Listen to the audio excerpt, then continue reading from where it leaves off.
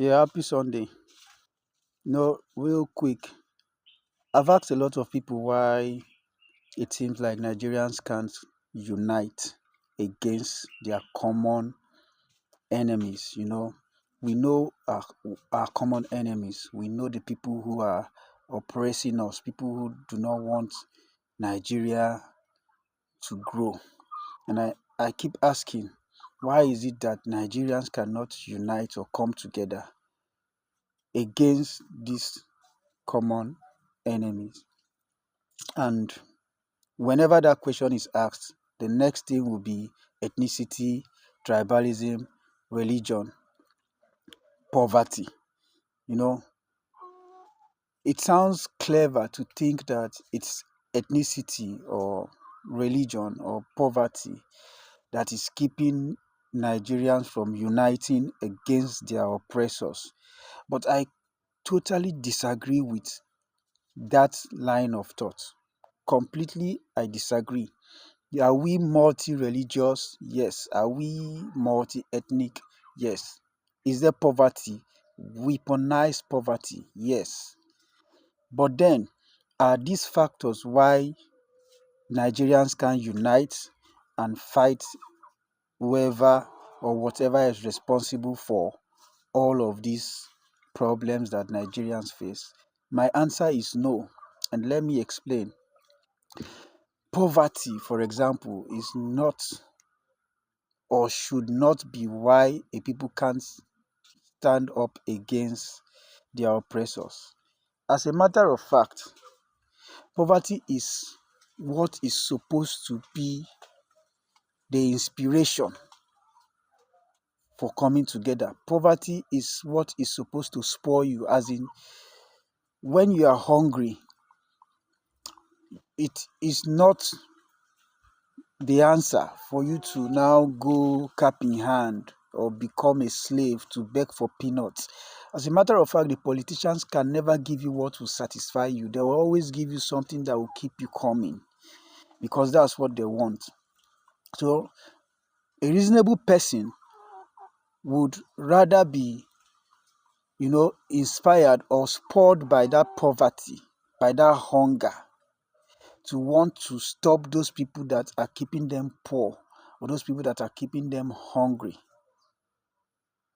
If I identify Mr. A as someone who is holding what belongs to me that is making me hungry, why wouldn't it motivate me to want to make sure I do everything to take what belongs to me from Mr. A, rather than going to kneel down or lie down or beg Mr. A to give me what belongs to me? I do not think there is sense in it. So this poverty or hunger, they are excuses that Nigerians make. Yes, we understand that the politicians have used the hunger and poverty as a political strategy so that when they give you very little, a bit more than what you've had before, they will start becoming excessively loyal. But we should understand that that is the game. We should understand that when you come in contact with the person who keeps you poor or hungry, what you're supposed to do is to take what belongs to you from them so that you stop being poor and stop being hungry. It's as simple as ABC. But rather than Nigerians standing up to take what belongs to them from the person who is keeping it from them, they will go and they will just go and bow down and take whatever drops from the table. That's Lazarus and rich man mentality. What trickles, the remnant of what belongs to you is what is given to you. And then you come back to complain that it is because I'm hungry and that is why I cannot unite or come together to fight our oppressors. I do not accept that from anybody. Ethnicity too. Ethnicity is not why we are not united. In fact, ethnicity is what unites us. Can't you see? Unity in diversity. Igbo, Hausa, Yoruba, Kanuri, Nupe, Igala, Idoma. We are all from different ethnicities, but we are living and coexisting together as one country. So it is our ethnicities or our tribes that is even keeping us together as one. But you are looking at it from the reverse. And it's because of the bigotry that is in existence within your person. That is why you think ethnicity is our problem or ethnicity is what divides us. Whenever you think or say so, it is the bigotry that is inside of you that is coming to play. And those people are the ones that can easily call someone else an ethnic bigot. When you call someone else an ethnic bigot and you are saying ethnicity or tribalism is the reason we cannot come together, that is a statement from an ethnic bigot because ethnicity and tribalism are not why we can't come together. Those are what even keeps us together. Take, for example, Natasha Akpoti is from Kogi State. She got married to Udwagan from Delta State. Those are two people from two different ethnicities, but they are together. They are married together, you know. And then Natasha Akpoti, having gotten married to someone from a different ethnicity, is a senator representing the people of his own original ethnicity. So the fact that she has gotten married to a different ethnicity doesn't stop her from identifying as a member of her original ethnicity.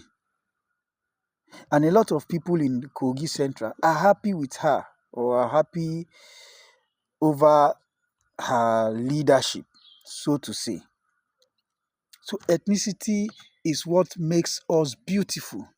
Another example is Beta Edu. Beta Edu is from Ebonyi State. She got married to someone from Cross River State. That's two different ethnicities coming together and putting up something beautiful.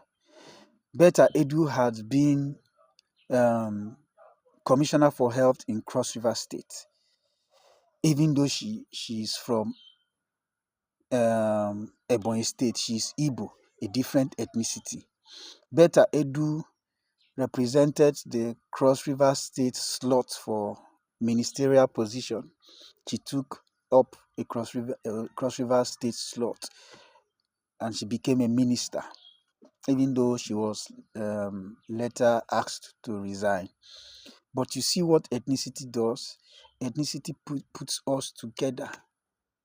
If you went to Lagos State, you will see Joe Igbokwe taking appointments. And Igbo man. There are other states where people from different ethnic groups take appointments and administer over their little office for the supposed interest of the people of that state. So why will you now think ethnicity is what divides us? The one thing that actually divides us is religion. But then, it is not religion that is the reason we can't actually fight against our oppressors. But religion is the only thing that divides Nigerians. The only, religion is so divisive that you cannot understand how far religion has gone in dividing us. Unfortunately, today is Sunday, and for example, you see everybody is in one church or the other praying. Even the mode of prayers are not even in unison. It's the same God, but there are people who do not speak in tongues. There are people who do not pray in a kind of way. There are people whose prayer is about die, fire, die, fire. There are people whose prayer is about signs of the cross. There are people who pray, whose prayers are speaking in tongues, Roboskata, Sheri Mama, all those things. Then there are people whose prayer is just simple communicating with God. So these are varieties of religious expressions.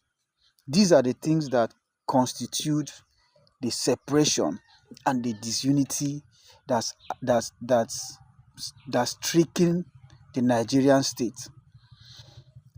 To show you how divisive religion is, religion does not only divide us into two, like Christians and Muslims, but religion divides us into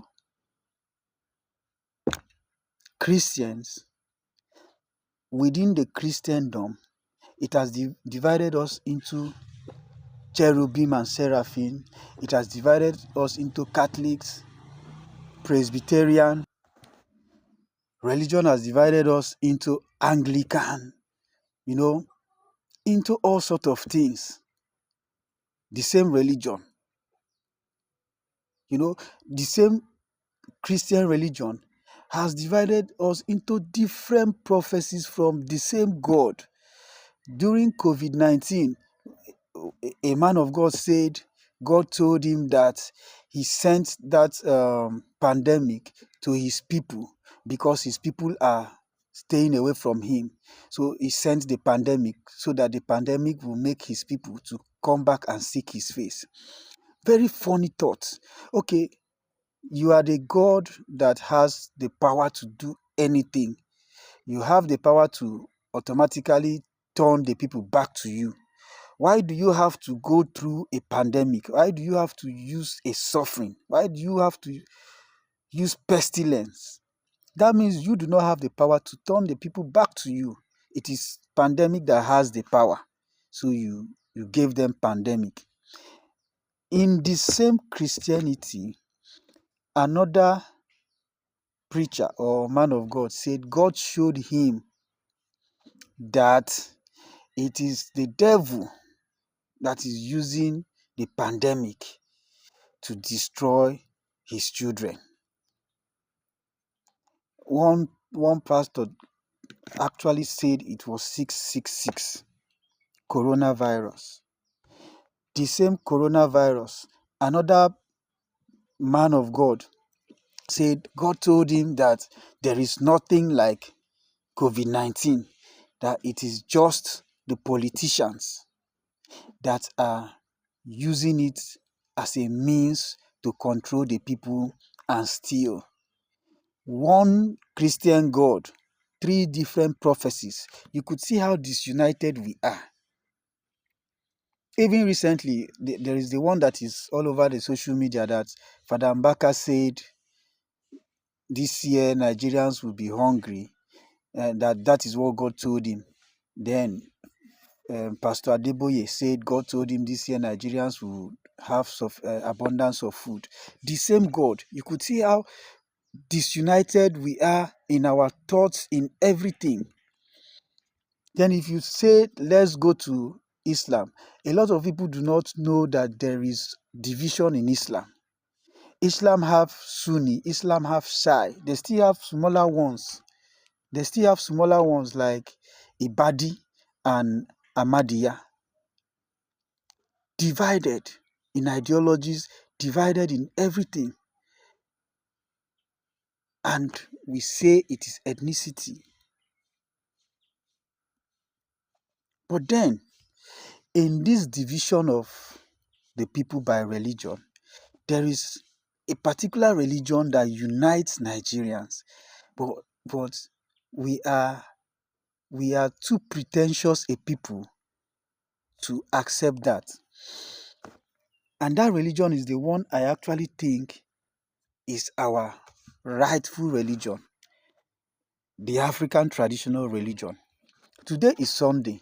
There are people who didn't make it to church because they have a date with one Babalawo somewhere. There are people who are in church right now who visited a Babalawo yesterday.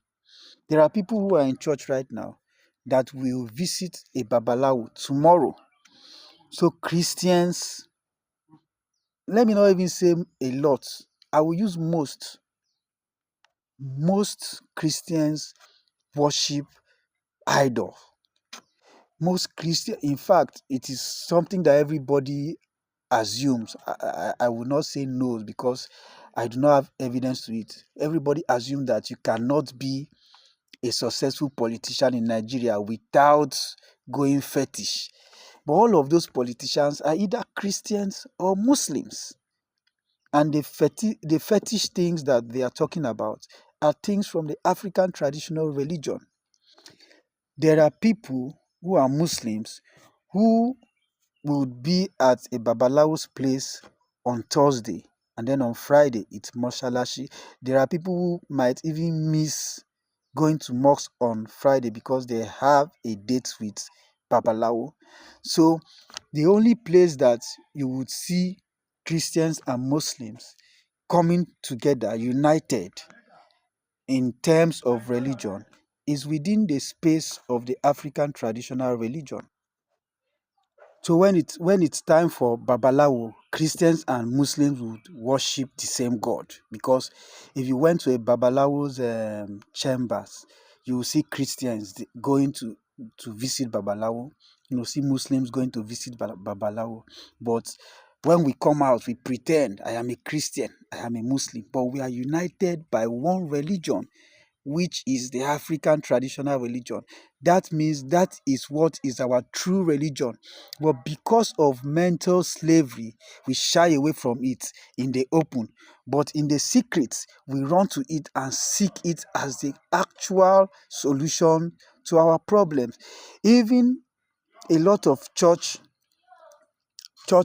leaders, a lot of churches have been indicted for getting stuff from those traditional religious leaders to use in their churches. Me, for one, I know for certain at least five pastors who visits native doctor, who visits dibia. I know at least five, for certain five. They go there hoping that those are the people that will give them the miracle with which they will attend to their members in church on Sunday. So, what are we saying? What is actually dividing us? But when we want to get married, we start looking at religion. I can't get married to a Muslim. I can't get married to a Christian. In fact, for a Muslim to get married to a Christian, one person must have to convert.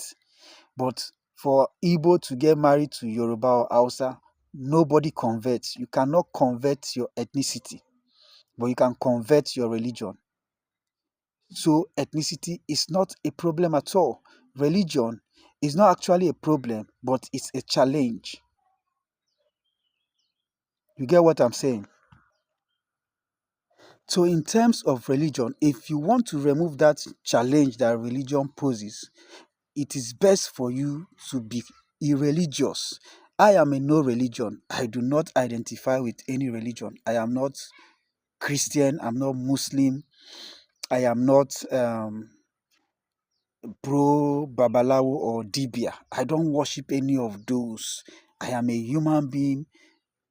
I am a child of God. I am God all by myself, you know. And that's why you could see that I do not really bother, go and study the lives of people who are not religious. They are just living their life. They are happy people. They live young, they live old. Like they are always looking. If this my appearance is just that I haven't, I never go shave.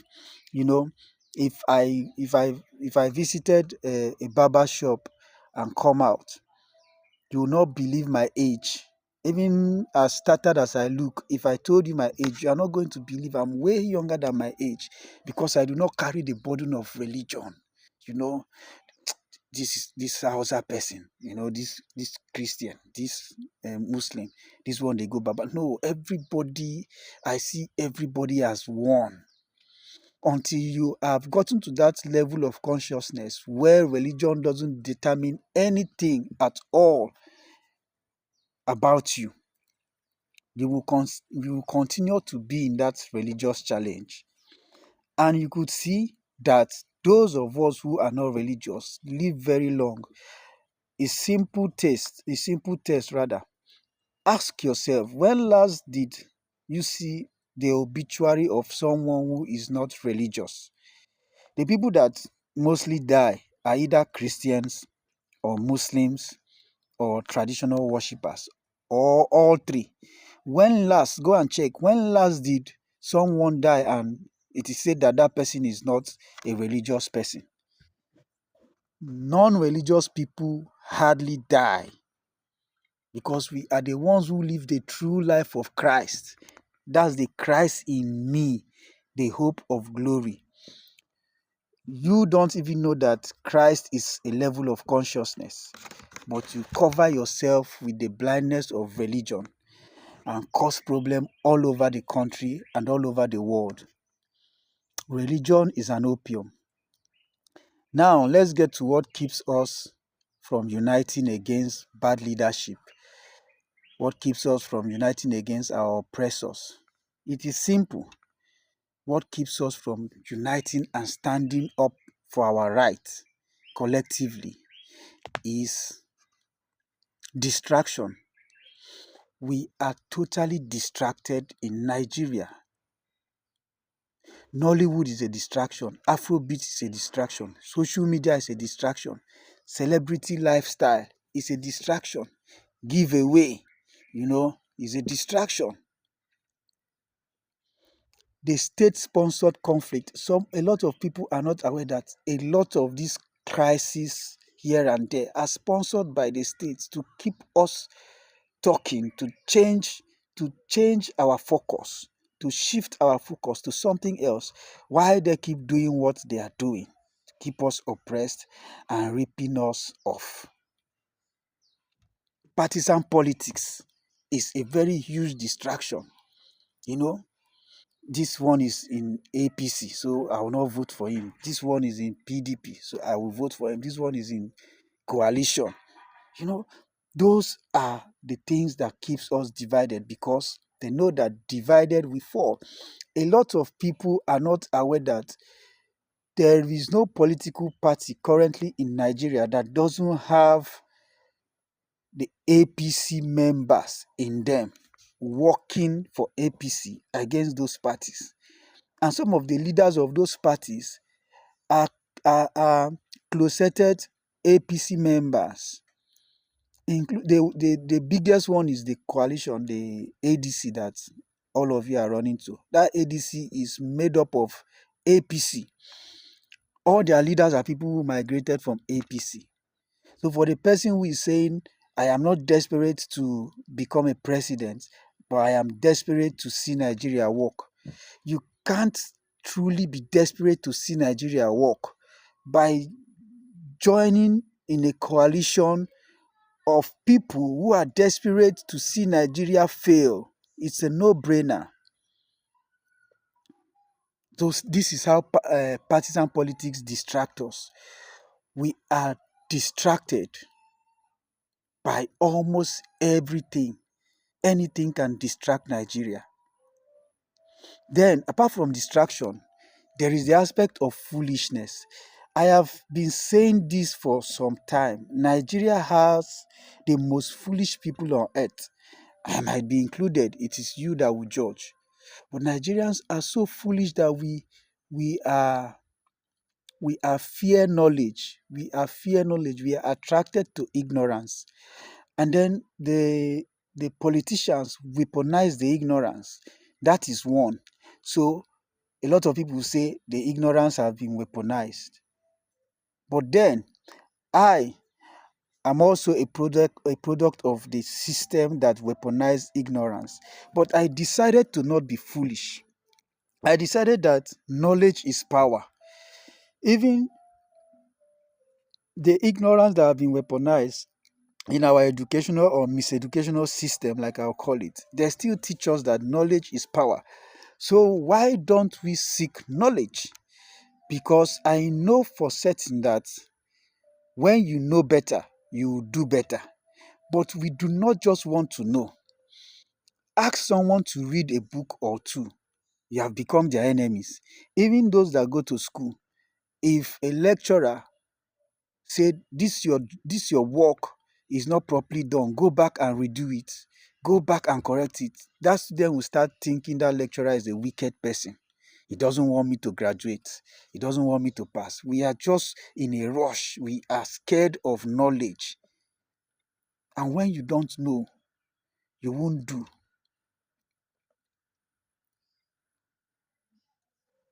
You cannot be wise being ignorant. There are a lot of things Nigerians are not aware of. Our focus is smartphones, the flyest car, Yahoo Yahoo, you know, um, immoralities of all sorts, urgent 2K and the rest. Those are what trips Nigerians. And we can't be blaming it on the youth, because even the elderly that we have today, they were youths. They did the same thing. But now that they are old, they will start calling out the youth. The youth are this, the youth are that. When you were a youth, when you were a young person, how far? If the elders stood up against their oppressors when they were youths, we will not be in this mess. So everybody collectively are the reason Nigeria is where Nigeria is.